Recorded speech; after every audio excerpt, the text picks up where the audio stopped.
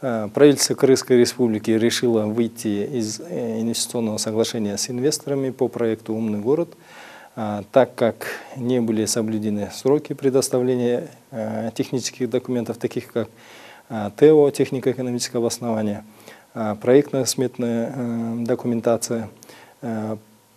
Но выход из этого проекта не влечет за собой каких-либо юридических или финансовых последствий.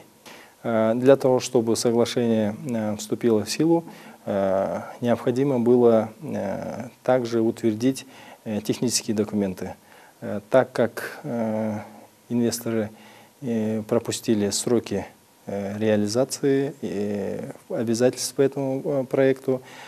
Правительство Кыргызской Республики решило выйти из этого соглашения. Расторжение данного инвестиционного соглашения подразумевает расторжение договора со всеми участниками по инвестиционному соглашению.